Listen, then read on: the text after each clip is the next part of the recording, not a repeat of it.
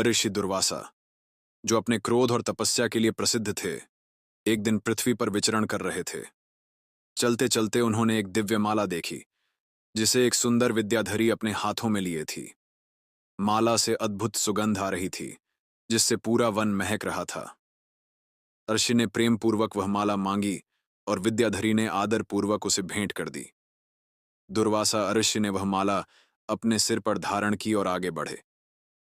चलते चलते उन्होंने देवराज इंद्र को देखा, जो अपने ऐरावत हाथी पर सवार होकर देवताओं के साथ आ रहे थे।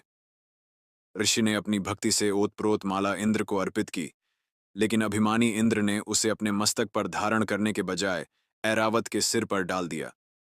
हाथी ने माला की सुगंध से मोहित होकर उसे सूंड से उठाया और भूमि पर फेंक दिया। यह देखकर दुर्वासा ऋषि अत्यंत क्रोधित हो उठे। उन्होंने इंद्र को फटकारते हुए कहा, अरे अभिमानी इंद्र, तूने मेरी दी हुई दिव्य माला का कोई सम्मान नहीं किया। अब तेरा समस्त वैभव नष्ट हो जाएगा। तेरी श्रीहीनता से तीनों लोग भी श्रीहीन हो जाएंगे। ऋषि के श्राप का प्रभाव तुरंत दिखने लगा। तीनों लोकों में हरियाली सूख गई, यज्ञ बंद हो गए, धर्म का पालन कम हो गया और लोग लोभ, मोह और दुर्बलता के शिकार हो गए। श्रीहीन और शक्तिहीन इंद्र और अन्य देवता दैत्यों से हारने लगे।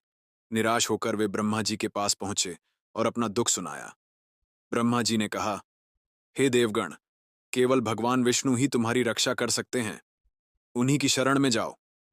सभी देवगण क्षीर सागर पहुंचे और भगवान विष्णु की स्तुति करने लगे।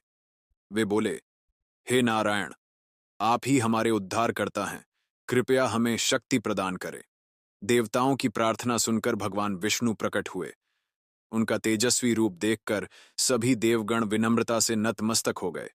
भगवान ने कहा, हे देवगण, अपनी शक्ति पुनः प्राप्त करने के लिए तुम्हें दैत्यों के साथ मिलकर समुद्र मंथन करना होगा।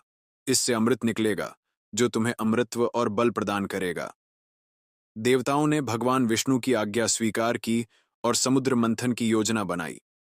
इस प्रकार दुर्वासा ऋषि के श्राप से उत्पन्न संकट ने देवताओं को भगवान विष्णु की शरण में पहुंचा दिया और आगे चलकर यह घटना देवासुर संग्राम का कारण बनी।